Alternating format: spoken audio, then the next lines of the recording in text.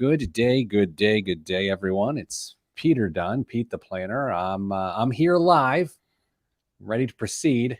I am not a cat. Joining me, as always, on the program is Damian Dunn. Damian, I assume you saw the viral video this week in which the lawyer had to explain away that he was, in fact, not a cat. I, for one, was really glad that he clarified that because I was questioning there for a little bit. Yeah, that was one of the funnier things I've seen in a very long time. I watched it several times and laughed aloud. That doesn't surprise me at all. All right, Dame, lots on the show this week. I have a current, you know how I get obsessed about financial concepts and topics. And so the one that I'm currently obsessed with is how our relationships with money evolve. And I think sometimes people don't realize that they evolve or that they should evolve. And so they find themselves trapped. So what you and I are going to do on the show today, when we begin recording the radio show, is we are going to talk about our own personal financial journeys. Then we are going to talk about the kerfuffle that personal finance expert Dave Ramsey decided to unleash on the Twitterverse this week. Thought that was he who shall not be named. Oh, yeah. My issue is maybe we'll have this talk now. I don't have an issue with Dave Ramsey. I really don't. I completely disagree with what he said, and we're going to give our perspective. But I like to think if I disagree with someone, I don't need to throw them under the bus. I can just disagree with their words. I think, Damien, you and I try to operate on that level. Absolutely. Dave has helped countless number of families fix their financial lives, and that is to be commended. Let alone, I mean, he has said some things that are a little off-putting, but his overall results for the mass majority of people have been pretty darn good. That's actually how I lost weight. I went off-putting. Off-putting. Very nice. All right. And then finally, biggest waste of money of the week and the news. So, hello, everyone on Facebook Live and YouTube Live. A lot of regulars, Nick and all-time greatest listener, Jameson, listener of the year, Danza. Jameson down in Texas getting the Midwestern frigid down there, man. Dame, do you think I should go with the cat the entire show? I don't know. I mean, there's a likelihood that at some point I will just not be able to take it anymore and laugh for unforeseeable reasons in the middle of a segment, and I don't know if you want that to happen. For those listeners on the podcast, I currently have a cat's face superimposed over my face on the video feed. So I'm gonna stick with it. I like sticking with a bit past when it's funny, because that's when it gets funny for the person who's levying the bit. Hello, Betty. Betty's bit. What's that new community, Betty? She was talking about it on Clubhouse. Clubhouse. People are into the Clubhouse. Betty's a proponent of this new social media thing called Clubhouse, which is essentially a conference call or something. Yeah, we were not invited, which doesn't surprise anybody. I did get an invite to Clubhouse. I have just not taken anyone up on it yet. Wow. Yeah, I don't have time. Okay, Dan, let's start the show. You ready? Yeah. 3, 2, 1. This week on the Pete the Planner Show, we answer your Meowny questions. Here's how the show works. You email us, askpete@petetheplanner.com. That's askpete@petetheplanner.com, and we will do our best to answer your questions. This week, I'm joined by the one and only Vice President of Advice at Your Moneyline and Hey Money, Damian Dunn. Hello, Dame. Good morning, Pete. Good morning to you. Dame, on the show this week with our extensive pre-production meetings, we've decided to in segment 1, we will talk about your journey with money, your relationship, how it has evolved over the years. Segment 2, we will talk about how my relationship with money has evolved and will continue to evolve over the years. Segment 3, we're going to talk about criticism that has been levied by personal finance expert Dave Ramsey to those who say they need a stimulus payment. So he says that if you need a stimulus payment, then you probably likely have major issues, including mental health issues and all sorts of other things. So we will talk about that idea. And then finally, biggest waste of money of the week and the news. Dame. So I wrote a column in the Indianapolis Business Journal this week that talked about this idea that sometimes we don't realize that our goals for ourselves change, especially in relationship to money. So I'm not going to give you my full story, but I need to give people some context so we know where to go with this. For a lot of people, when they think about their financial lives and what their major goals are, wealth ends up being the primary aim. And that makes sense, right, Dave? Sure. I mean, the idea that money is the primary resource that we're dealing with when you talk about money, it's not surprising that wealth would be the primary goal. So I've been there. Wealth has been a goal of mine. Is no longer a goal. It hasn't been for about a decade. Then I got into this idea of flexibility because to me, flexibility is when you have both money and actual time. Because if you have wealth, then you have to spend money to save time or buy time. But if you have flexibility, you got both, and you can deploy them as needed. Well, recently I've noticed my relationship has evolved even further, and I will get into that into the next segment. But first, you, Dame. Dame, let's begin here. Pre-adulting. Well, you're not an adult yet. I don't know. When did you consider yourself adult? Maybe let's just honestly start there.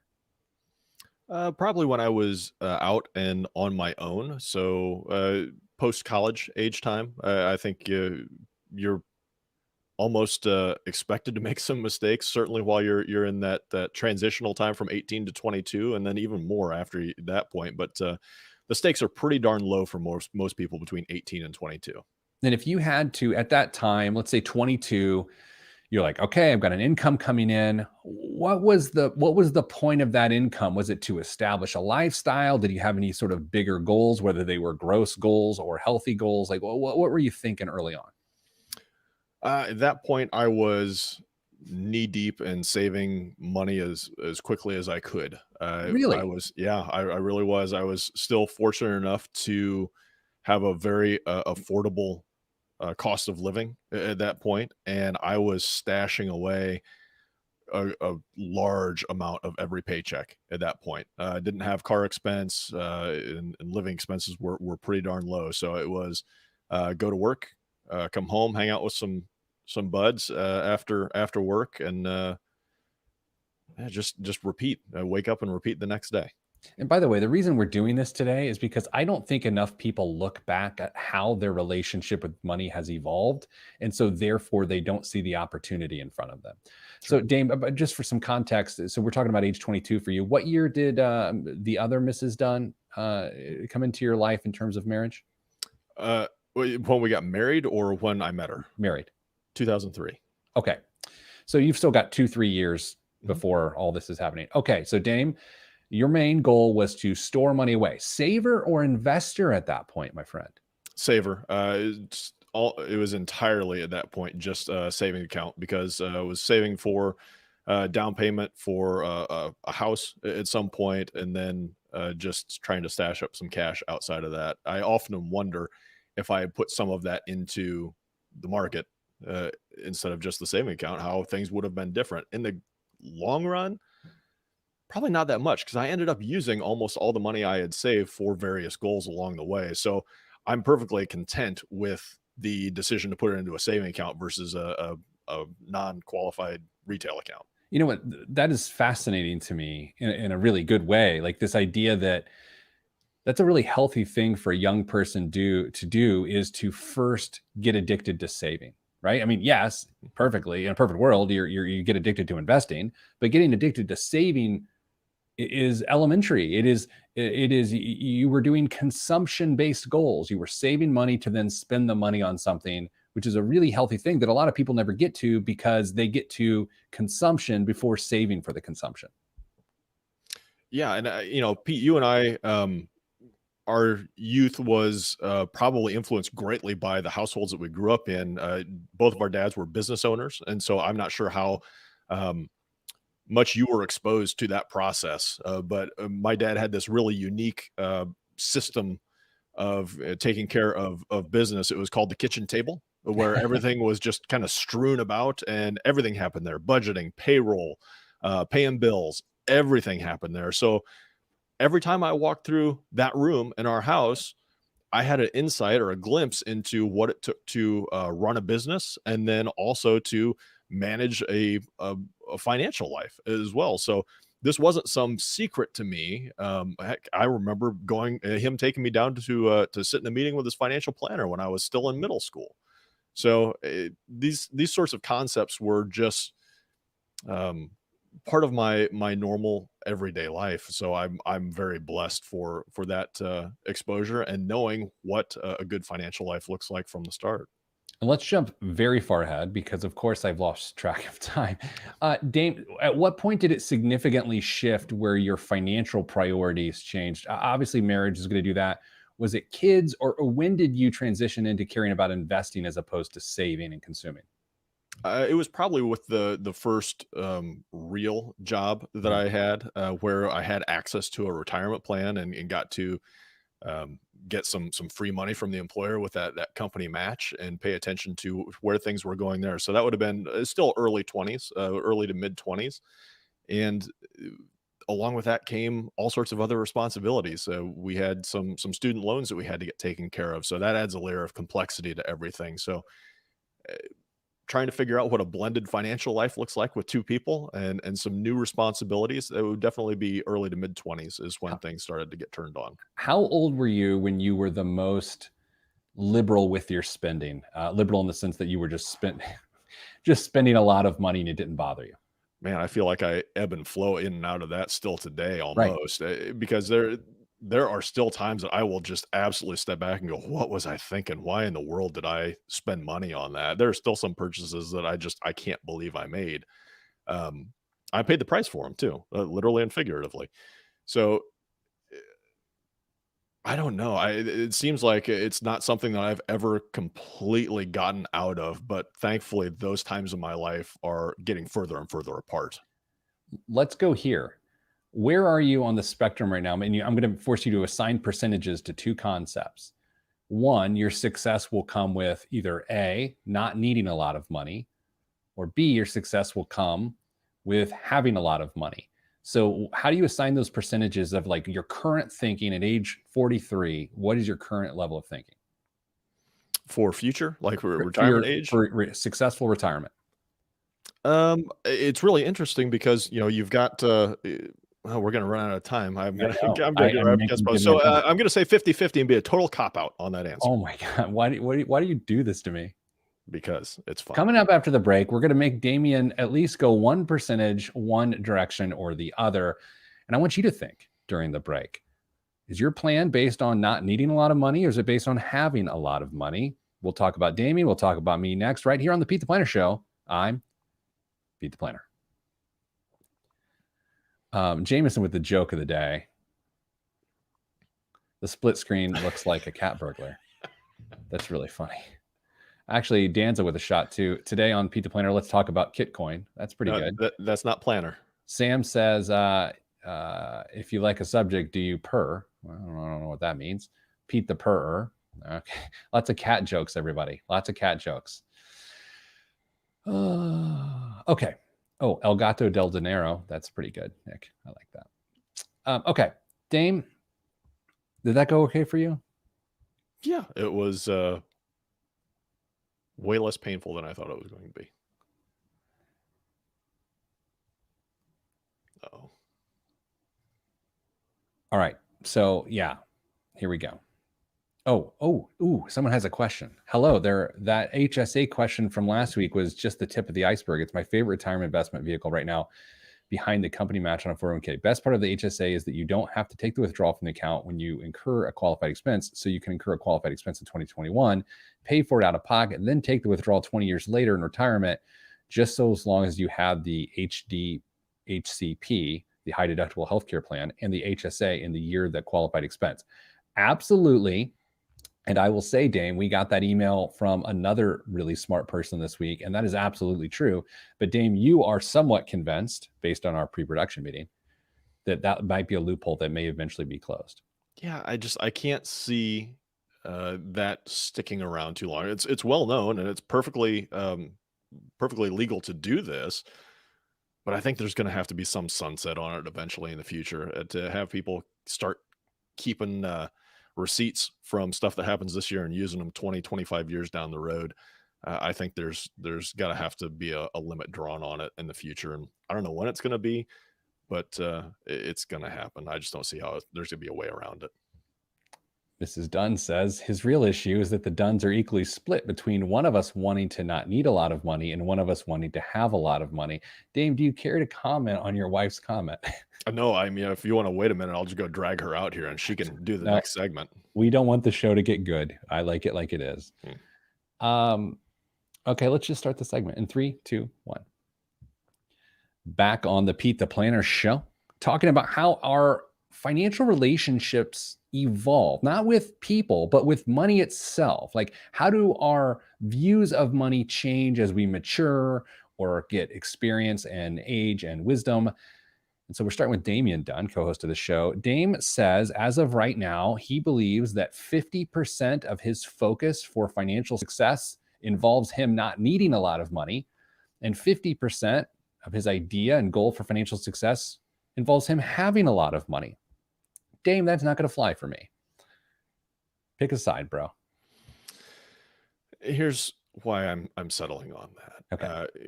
There are some large expenses in our lives right now. Mortgage. We've got some other stuff going on that doesn't need to be discussed here. But I know eventually those expenses go away because that's just how they're structured and what our plans are for them. So in theory, we're going to need a lot less money in the future. But man, I like to plan as if we're going to need it anyway. You know what?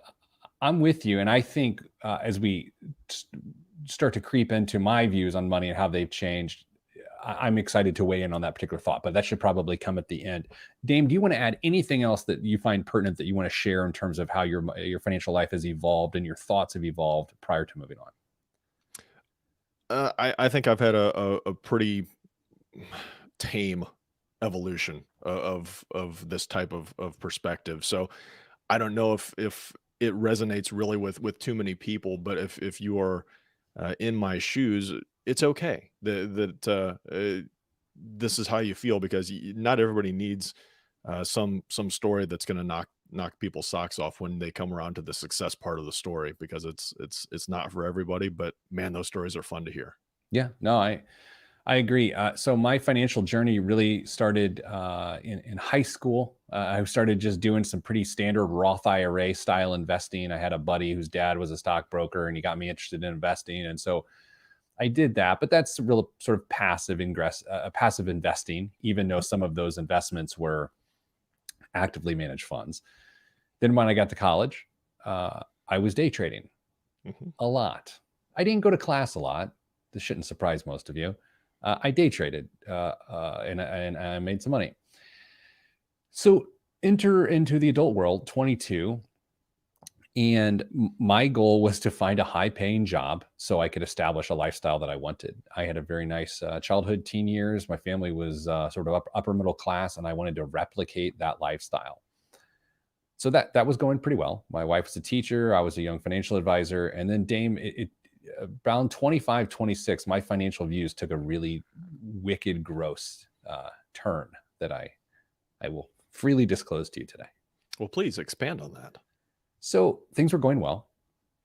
And for some reason in my mind, it made sense to me that my next goal, my next financial goal, and I believe, Dame, I've shared this with you in the past, is that I just simply wanted to make more money than my dad had earned at the height of his career, which was still ongoing at the time. And in retrospect, and actually not too far retrospect, even after I had that idea, that's a terrible human's viewpoint. Like, that is not consistent with my character. And I regret it, but I'm also willing to admit that I trivialized my father's life's work by saying I just simply want to make more than him, like it was some sort of stupid contest. So that was a bad place. I mean, that's a bad place. That's 26, probably. It was the sort of time where I would just go to an obnoxious steakhouse because I could go to an obnoxious steakhouse. If you look at the pictures from the time, you can see that I went to an obnoxious steakhouse quite often. And then I don't know what snapped. My 2007 had a really good year in business, and I just decided to just turn it on a little bit. So I was 28. So I put the question out on Twitter this past week of like, when did your financial life click? And for me, it was 28. I began saving more money, began investing with some purpose, and the materialism started fading at that point, right? That, hey, make a lot of money so you can spend money and not worry about it, began to fade. And of course, I've had blips with that over the last, let's call it 15 years, but nothing like I was experiencing in 26, 27, where I was just getting it and spending it. I regret 22 to 28 more than anything. I'm curious. I think you've discussed how your passion for what you do now really got turned on. And I'm curious if some of your interactions with your clients at that time really started to turn the tide for you. What you were witnessing and discussing with them made you realize that the lifestyle you were living wasn't what you really wanted to be doing and needed to make some changes. It was the exact same time. So Pete the Planner became a thing in 2005-ish. So I was about 27. And I was talking to people. I was really studying money, researching how people spent money. And then I had to look inward. And then it became that moment in my career where if I was going to have any sort of platform, and it was a pretty small platform at the time because it was a blog that my mom read, I was terrified of hypocrisy, right? I didn't want to say one thing and do another. So my life improved because I took interest in wanting to teach people how to do better things, but I myself hadn't been doing the things I wanted to do. So that just continued to evolve. And this concept actually bleeds into our next segment, which is sort of this really aggressive advice that Dave Ramsey gave this past week on Fox News about if you need a stimulus payment, then your financial life's a wreck anyway. This is odd and it sounds a little out of hand, but I used to give really aggressive advice early. And again, I didn't have a giant platform, still don't. I used to give really aggressive, if you don't do this, you did this. Like real, like, put it on a billboard, that sort of stuff. Yeah. And I've totally just mellowed because I realized that my real tough takes were simply based on my own personal silver spoon experience. And I didn't see that people had different realities, sometimes based in things like systemic racism and poverty. And so that whole like hardcore tough guy lunch box, like I was just like, it just has faded almost to the point where I'm merely a shell of my 28-year-old cocky self, which is to say something because I'm still rather self-assured. So you're 15 years into the Pete the Planner experiment-ish. If you could go back and tell yourself 15 years ago one bit of advice, what would it be? I would choke myself. First of all, I have to. This is a great question, Dave. A couple things. One, I do extend myself grace, and I'm not a regretful guy. I'm just not. It is what it is. I've learned from it, and I also hate when people say it is what it is. But I'm so upset at myself from 22 to 27 for not investing more money. And it's not because I would have millions and millions and millions and millions of dollars, although that's arguably true based on wasted opportunity. It's just that I guess now what I do is to try to prevent people from making that exact same mistake, and so maybe that's my penance. I'm not sure. The other thing I regret is having some of those hardcore approaches that like real like tough guy takes, like telling people how to parent their kids about money. I didn't have kids, right? Like, and it's just maturity sort of grows from there. Where I'm at now, though, I used to aspire to have wealth. Okay. Then I aspired to have flexibility, which is money and time. Now I'm at a completely different place. I understand that there's a currency in the concept of attention, what I pay attention to, how I garner attention from others, and understanding that balance and the currency of if I pay attention to this, then I can't pay attention to that. If I don't get that under control in terms of what I think is really important, then all the money and time in the world are going to be pointless, and I will just completely waste them on things that don't warrant my attention. So my current focus is making sure that I'm spending that currency of attention and replenishing it in a very healthy way. And that's a deep concept as I go to break. Coming up after the break, we're going to talk about why if you need a stimulus check, there ain't nothing wrong with you. I'm Pete the Planner, and this is the show. boy, I just went real deep and then just shut it down. Yeah, that was a roller coaster of emotions right there. Danza asked a question that is worth. Is that you drinking a Coors Light, Dame? What is that? What? Oh, Diet Coke. Of course it is. What's wrong with me? What is wrong with you? Hold on. Matt just says, "Is that our buddy Matt Rosine? Do you think it is?"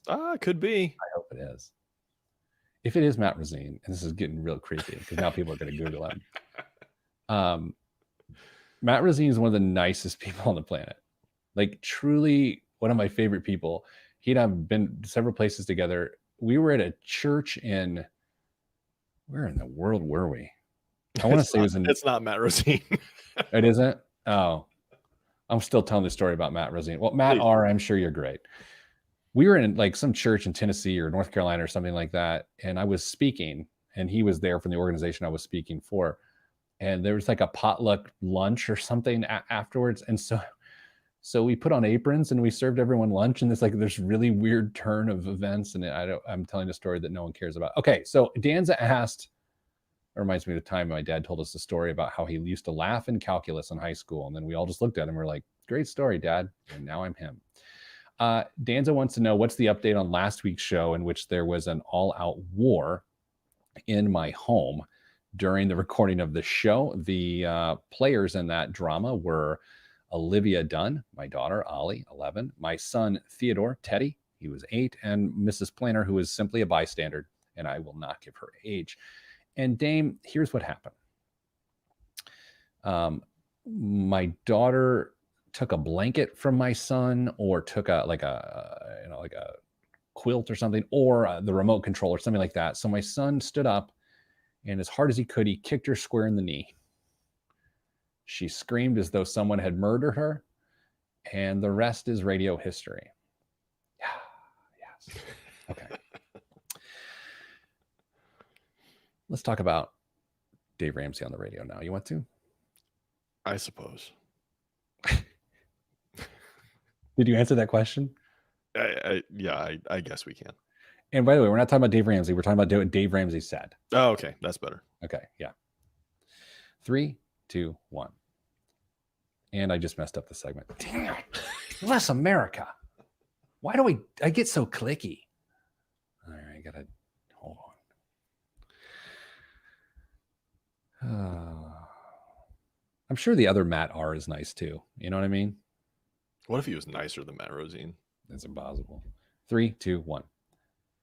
Back on the Pete the Planner show. Here's what I urge you to do this week. Just take a long look at your financial journey. Look at how you used to think about money in your late teens, how those thoughts and ideas came to you. Did you see your parents' financial stress? Were your parents sort of laid back? How did it form? And then how did it mature into your late 20s and 30s?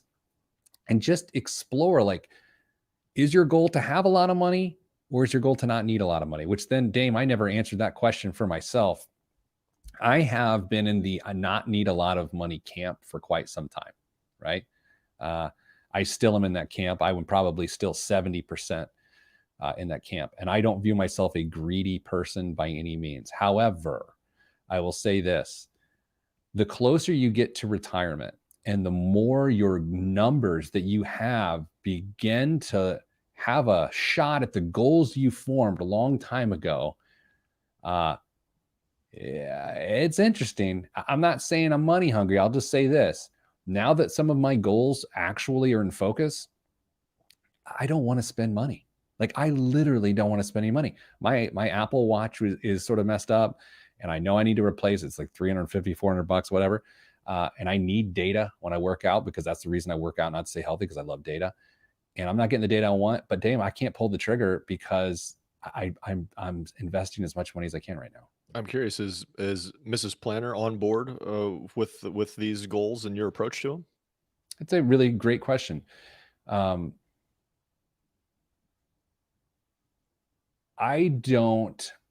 We spend money differently. Like, we spend money independently. We're at a point, we've been married over 20 years. I don't like seek permission or anything to spend money, nor does she. So I guess what I'm saying is my consumer habits are currently not impacting her in any way, shape, or form. But we're both enthused about our progress towards our retirement goals. Is that fair? I mean, is she on the page with not needing a lot of money for retirement? Oh yeah, Okay. totally. But again, our house will be paid off, our kids' college will be funded, we'll have no other bills. So I would estimate we will need 2/3 to, yeah, about 2/3, maybe 60% of what we earn now in retirement. Yeah. Which, if those are your percentages, those numbers work. Yeah, I think that's a really interesting question for people to have to try and grapple with as they start to face retirement is how much of your income do you need? How dependent are you on that income? Which is why you've developed a few of the metrics that you have. But man, if you can get that down to 70, 60%, you're going to be in really, really good shape. Yeah, that's a great point because it's not even about sacrifice. It's not about living frugally. It's just that no, you just don't need the habit doesn't exist. You don't need the money. Like if my house is paid off, if my the copious amounts of money we're saving for college isn't needed to save anymore, then we don't really have that many bills or habits. Sure, we're going to form new ones. We're going to have new interests. We're going to want to like take falconry lessons and things like that. But yeah. All right, Dame. Speaking of money, this past week on Fox News, personal finance guru Dave Ramsey suggested that if you need $600 or $1,400 for that matter in the form of a stimulus payment, that he doesn't believe in stimulus because those people have other things wrong with their lives. And so that became really quite the quagmire for him as people reacted to that. Um, and before we give our comments on that, if you even choose to give your comments on the Dame, I'll just say this. My goal here is not to vilify Dave Ramsey. I don't particularly care one way or the other. I simply want to react to those comments. And the reason is because I feel completely opposite about that. That if a person, if $600 or $1,400 or whatever helps them, there's nothing wrong with them. It's just the amount of money they needed to solve the issue in front of them. And so many people, 25 to 30% of our population lost significant income this year. They got behind on bills. They owed family members money. They owed their landlords money. They had medical bills. And so if 600 or 1,400 or for a total of $2,000 helps you, why would you say that something is systemically wrong with a person in the midst of the worst economy in 100 years? I simply don't understand that thinking. I think he probably conveyed what he was trying to say really, really poorly. At least that's my hope. If I'm trying to extend him some grace, there's a huge difference between somebody and their finances in a lot of cases. And if somebody's finances could benefit from $600 or $1,400 or $2,000, whatever the case may be, okay, there's nothing wrong with that. Lots of people's finances could benefit from that. That doesn't mean there's something wrong with you as an individual, and that was not clear by how he said that structure or said that sentence. Um, Crimey, there's a point in time in Dave's life when he could have benefited from 600 or 1,400 or $2,000. So I'm hoping he just chose his words very poorly. But even if he didn't, or even if he said exactly what he wanted to, we have to start separating somebody's finances from who they are and their value as a person. And I think that's a message that if he would have crafted, would have come together a lot better and been received very, very well. Yeah, your net worth and your self-worth are not the same thing. And I think the lack of empathy for people who are struggling is one thing that really bothers me. But the other thing is when those people ask for help because they admit or come to terms with the fact that they're struggling and they want to do something about it, then we insult them. And I think whether we're talking about money or we're talking about mental health or we're talking about how people feel different politically and they feel marginalized, if someone is hurting and then they ask for help, why are we distancing ourselves from the people who need help? All of us have needed help with something. The mere fact that Dave Ramsey has filed for bankruptcy means that he leveraged something available to him through the government. I just don't understand. No, and I mean, if we're going to start this train going down the tracks, I mean, that's one of the things I think that we really need to work on in this country is being willing to extend an olive branch to people. Social media is absolutely crushing that on a day in day out basis, and the sensationalism that we see presented to us online and in the news and in print. is not doing us any favors as individuals and as communities in this country. So if you have a chance to uh, be that little bit of hope or that spark of joy for somebody if they are struggling, please do it. Don't look at all the things that you disagree with. Look at them as a human and see how you can help them get out of that whatever rut they are in. Every time that Sarah and I had Mrs. Planner and I had this conversation the other day. We were at a basketball game, Teddy's basketball game, and there's this kid, as a younger person, I would have described him as sort of out of control. The kid was sort of a bad apple. The kid's 8.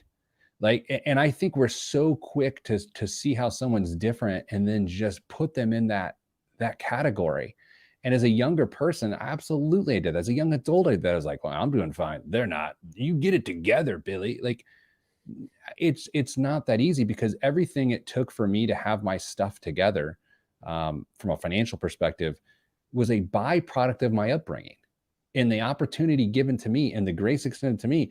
And so all of a sudden we're to a place where we're closing the door behind us. My issue with what Dave said is that he had someone take a chance on him, the bankruptcy court, and now he wants to shut the door of opportunity behind him by saying, oh, well, this government money, you got another problem. You clearly have mental health issues. It was stunning. And again, who cares what I think about him? I don't ever, it doesn't even matter. I don't think of anything. I just disagree with those comments wholeheartedly. Yeah, I agree. I don't know if there's really much of value that I can add to it, but be kind to each other, everybody. Just take a deep breath and look for the things that bring us together. All right, I will end on a positive note. I'm very thankful for the millions of people he has helped, and I hope he's not lost the opportunity to help millions more by disenfranchising people based on the wealth gap that exists in this country. So anyway, coming up after the break, Dave, biggest waste of money of the week. You know what? I'm going to go on my elitist pedestal and tell you about a product that I want this week. Not one that's a waste of money, but something that I want. And it is obnoxious. And you can all laugh at me and say, oh, little kitty. All right. So Dame, that's what's up. That's next right here on the Pete the Planner Show. Damian Dunn is here also, as he often is. I have a cat face on digitally on Facebook Live. You have to see it to believe it. I'm Pete the Planner, and this is the show. That's a weird way to hit the post, is to really drag it out there at the end. That's all right. I didn't do you any favors there. Dame, as you can imagine, you and I have actually had this conversation a lot. I get the Dave question.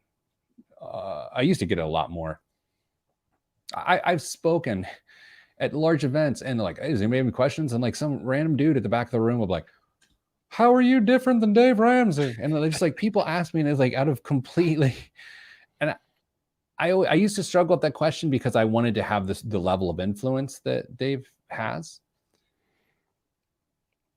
But I'm just like, I don't understand the point of me having a take on him other than the words the other day I happen to disagree with. Although the weird part about the clip, if you listen to the whole clip, and you really should, what I send you, Dame, I said, I agree pretty much with what he said up to minute 142, is where he just lost everybody.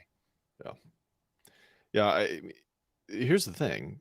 A good financial idea or concept is good regardless of who says it. Right. So there are tons and tons of things that Dave espouses and believes in that we would be in lockstep with because it's a solid concept. But like many people, he is, or like all of us, he is fallible and slips up every once in a while and doesn't necessarily come off as well as he probably intends to. Yeah, right. So this is not us throwing the baby out with the bathwater. But anyway, let's move on. Dame, you ready for the biggest waste of money of the week? I know you're excited. Yeah, but I'm not sure my Zencastr is ready to go. Okay, I know. I'm resetting it. I was buying time.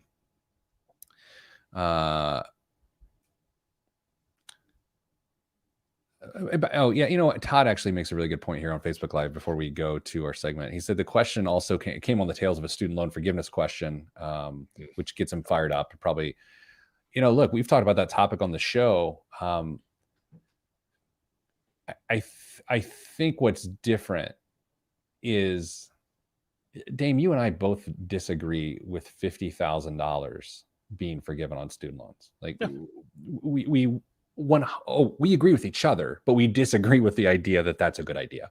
Right. And I think we relatively both agree with the idea that $10,000 of student loan forgiveness would be okay, right?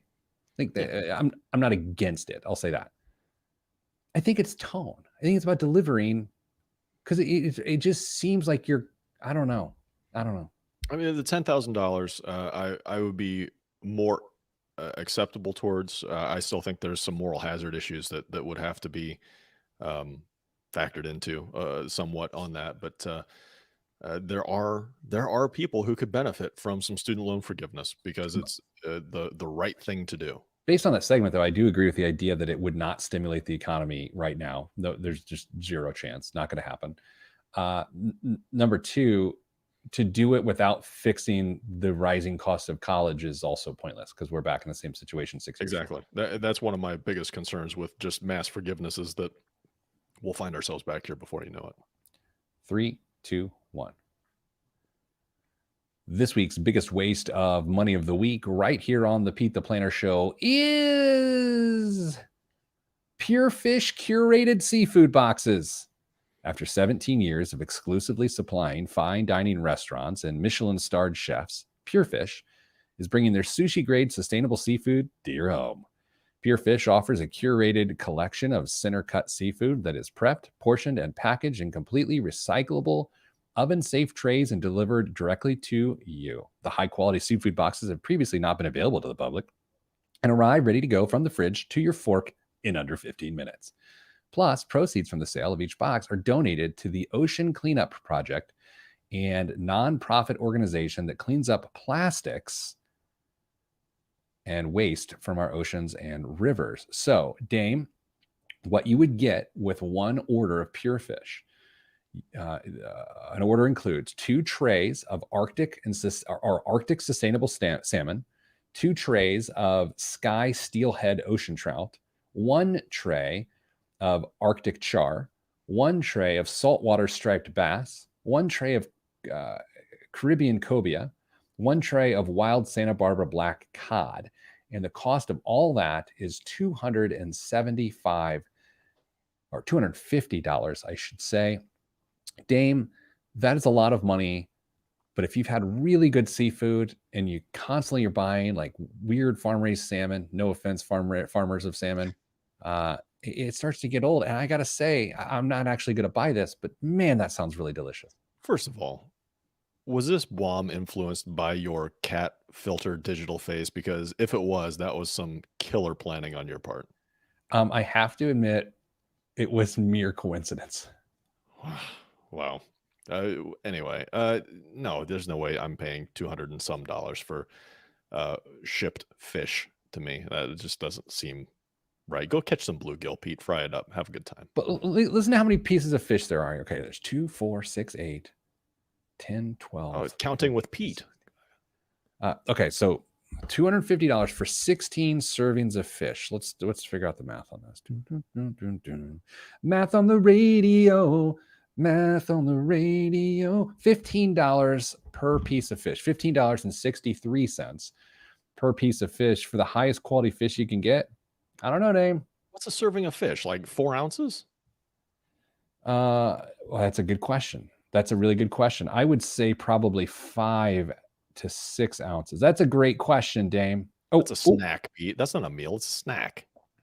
Man, now I got to find it. Yeah, that's true. If you eat, there it is. 6 ounces. 6 ounces. I'm not convinced. What's in the news this week, Dame? You ready for the biggest "there's no way that's true" of the week, Pete? Yeah, please. Over a quarter of American adults say they bought GameStop or another viral stock in January, according to a new survey from Yahoo Finance and the Harris Poll. Using a representative sample size of 1,089 Americans, the survey found that GameStop wasn't actually the most popular stock from a how many people bought it standpoint. While 9% of Americans bought at least 1 share of GameStop, according to the poll, 10% bought a share of AMC Entertainment. GameStop. I know. No way. No way. Unless this poll was conducted on Reddit or Twitter, There's no way 28% of Americans bought one of these stocks. Okay, here's what we want to do. Right now, the next 4 people say bought it or didn't buy it on Facebook Live, YouTube Live. We stream the show every Friday at noon Eastern. People can comment, be part of the show right now. You either bought it or didn't buy it. We're going to take the first 4. We're doing our own poll. So let's see it. Did you buy it or did not buy it? And in the meantime, Dame, maybe this is disclosure time. I did not buy GameStop or any of those meme stocks. Did you?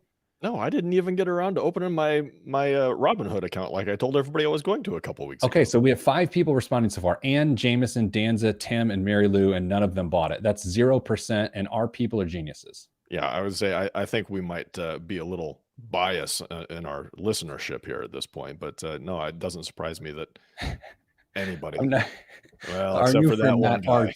didn't buy it, but now I'm laughing at Daniel. But Daniel, I'm not laughing at you. In fact, I'm laughing at you. I'm sorry. I didn't mean to. You said I bought it, lost money, slightly embarrassed about it. You know what? But it's the Don't feel bad. picture in that makes it really funny. Yeah. Anyway, sorry I laughed, Daniel. It's not my style. Go Go ahead, Dave. Shares of a handful of cannabis stocks surged earlier this week. The newest set of targets from the Reddit trading community betting on the federal legalization of the plant under new Democratic administration. Shares of Tilray soared 50%, bringing the stock's year-to-date gain to more than 670%.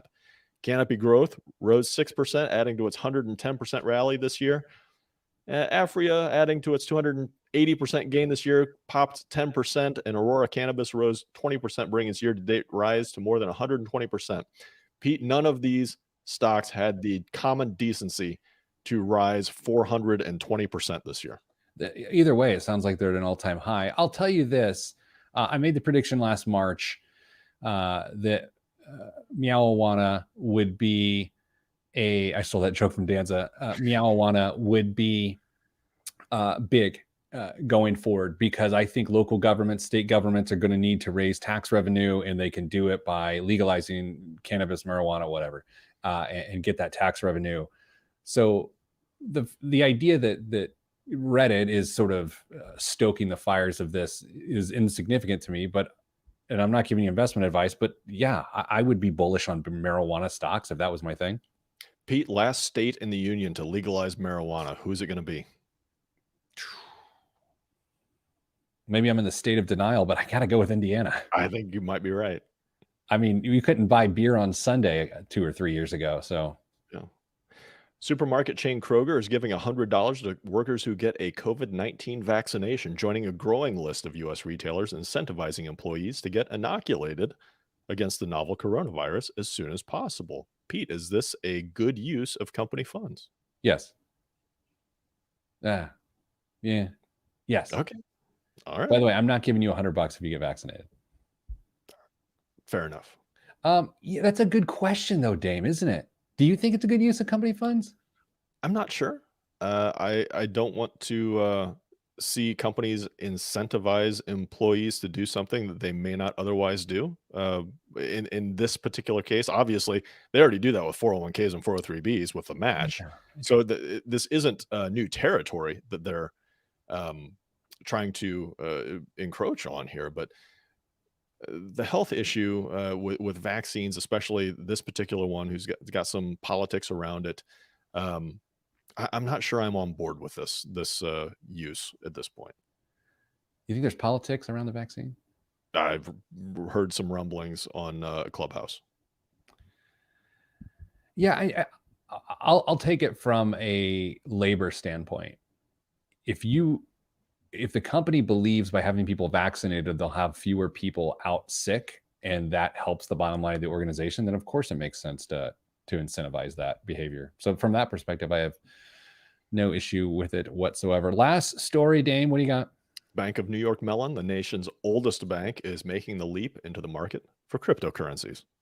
The custody bank said Thursday it will hold, transfer, and issue Bitcoin and other cryptocurrencies on behalf of its asset management clients, which makes sense, Pete. Do you know why they're doing this? At least it's my cynical opinion. I've chosen not to be cynical anymore, but go ahead. So they can charge a fee to hold those cryptocurrency assets. Oh, just the AUM situation? Would be my bet. So wait a second. So if it skyrockets, then AUM skyrockets. Imagine that. You know what, man, you are smart. Yeah. Anyway, in the time, Bank of New York Mellon will allow those digital assets to pass through the same plumbing used by managers' other more traditional holdings, from treasuries to technology stocks, using a platform that is now in prototype. Pete, this is going to be more commonplace as cryptocurrencies sweep the land. I get that crypto question a lot, and I've gotten a lot over the last 5 or 6 years, and I still contend I understand it, but not under. I personally don't understand it enough to invest in, and everything else I'm invested in, I understand, and I just leave it at that. Yeah.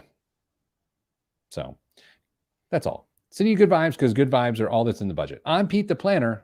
Goodbye from Meow.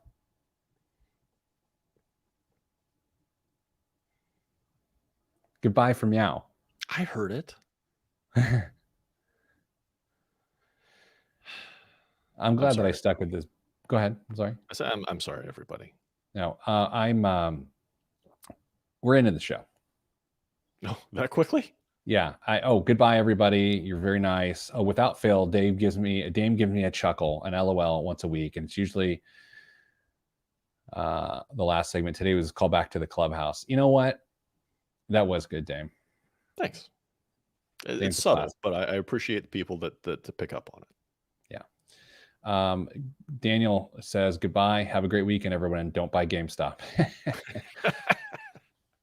Everybody, thanks. Be good to each other.